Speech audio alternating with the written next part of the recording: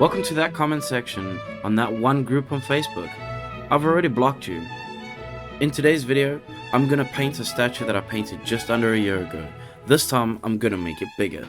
This statue was sculpted by Genesis. He now goes by the name of C27 on Cults and on Patreon. I've left a link for C27 and his statues in the description below. Please be sure to check him out if you feel like you like these kind of statues. For me, Rogue has a soft place in my heart. I even named my own child after this character from the X-Men series of the yesteryear. If I had my own way, I would have called her Peter Parker. But unfortunately, my wife wouldn't accept me to call my child Peter Parker because she said that is not an acceptable name for a child. And I'm super happy that I called my child Rogue, because at heart, I'm still a small little boy.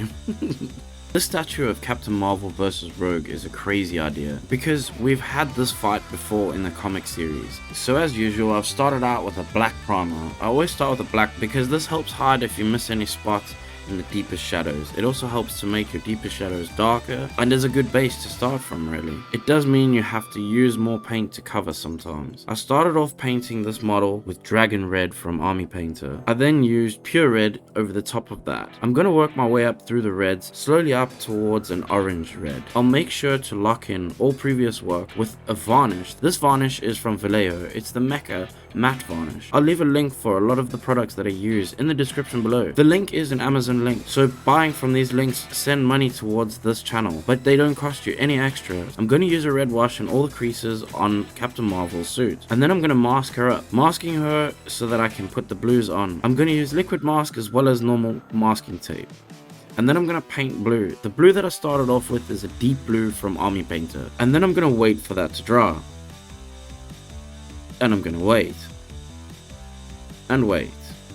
Then I'm going to use crystal blue, and I'm going to spray that from the point of source of light, all sprayed through the airbrush. I use Army Painter's airbrush medium mixed with a bit of water to keep the paint flowing in the airbrush. Next I'm going to start on their skin tone. The skin tone is made up from the Fairy Flesh set from Vallejo. I pick my colors and I start to lay down a zenithal highlight. This will help to make almost a pre-shade before I even start putting the skin tones down. Starting with the darker skin tones and working my way up, again just picking a light source and spraying the airbrush from the direction of the light source.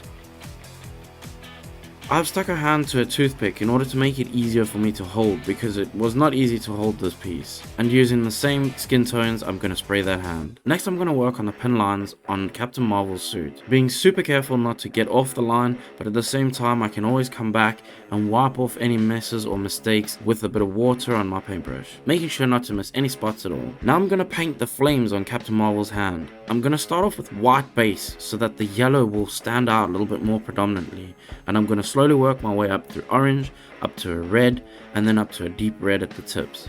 I'm going to now peel back the liquid mask that I had used and unmask most of the arm.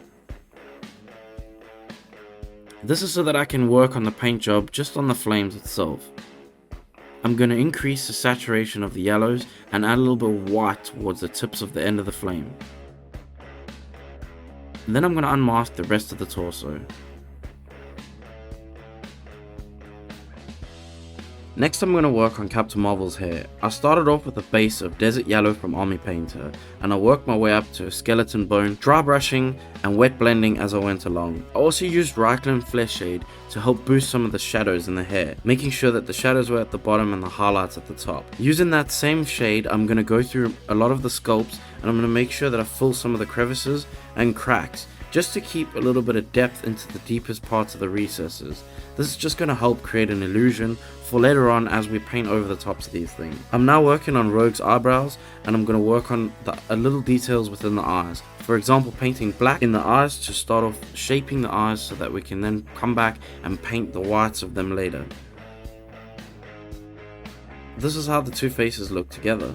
Working on the mouth of Captain Marvel as it's open is quite a difficult situation, so what I did was my best to get my paintbrush inside the mouth and base as much of the mouth as I could. I will come back and highlight the tips of the tongue later. I used some of that wash to go back into the crevices and just darken them up one more time, just to make sure that the emphasis was on the depth on those places. I'm now using a glaze of the lighter skin tone just so I can get the highest highlights on the face. Going in with highlight skin from the Vallejo Nocturna set to do the teeth on this lady. I used quite a thin paint when I do things like this because it's easier to slowly build it up and and make sure you don't make any mistakes. That way it's easier to wipe off if you make a mistake as well. And for Rogue, we started off with Demonic Yellow. This is also from Army Painter.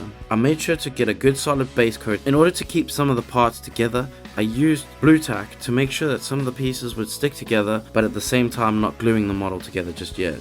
And of course, as usual, my airbrush gave in at this point. So going back into some traditional brushwork now, I'm going to go back and paint all the straps with the darkest green of Rogue's suit onto Rogue's legs. This is going to be the base I'm going to work from for making those straps look really cool. Using a liquid mask, I'm going to start masking off major areas on Rogue's body. This is so that I can easily paint the next steps of her suit, making sure to keep this stuff well within the lines and trying not to get it at all outside the lines. I'm now going to spray a base coat of Goblin Green from Army Painter. I make sure to get this as solid as I can, and I'll come back later and shade that. I shaded that with Angel Green from Army Painter as well. And then I get to peel off that yummy liquid mask.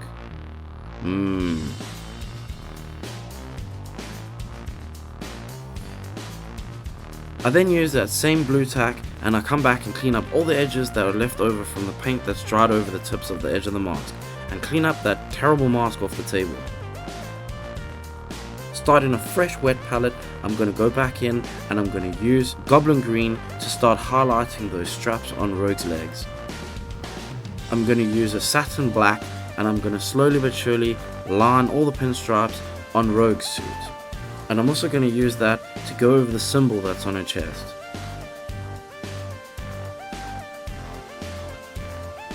I started painting her leather jacket, and then I realized my table was a little bit dirty, so I decided to clean it up. And then I painted her leather jacket another color. This color that I used is called Chipping, and that is from Ammo by Mig. And I used that as a base all over the jacket. Rogue's hair is a mixture of red leather from Ammo and chipping from Ammo. I then mixed a super thin mixture of red leather and my airbrush medium, and I used that very carefully to highlight where the light would come from on the top of that leather coat. I came back then with Agrax Earthshade and I used that deep in the recesses of all the lines on the coat. Using a white base on the symbol on her arm, this again is to make the red stand out a little bit brighter so that it's not directly off the brown. Painting her fingers, I basically painted a lighter skin tone with a white towards the cuticle and then a pink after that, and then I used the white just on the edge of the fingernail and clear coated that with a gloss after. So this is the progress so far. It's time to start gluing some of these parts together and get them ready for their packaging to be sent away.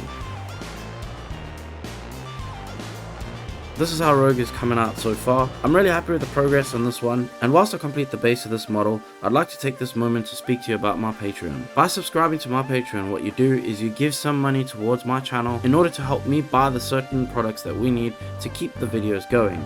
I would also like to build a community over there. I'm thinking of starting up a Discord so that I might be able to help you guys a little bit more personally, specifically those who are on Patreon who are help supporting the channel. Thank you to my Patreons. It's because of you guys that these videos are made possible. I'd also like to talk about the Amazon links at the bottom of my description. If you use any of those links, the channel will get a kickback. It's a very small kickback from Amazon itself. This doesn't cost you anything extra in order for you to purchase from those links, but it does help the channel and it helps me to grow. I've spent the time to find them, so please use those links.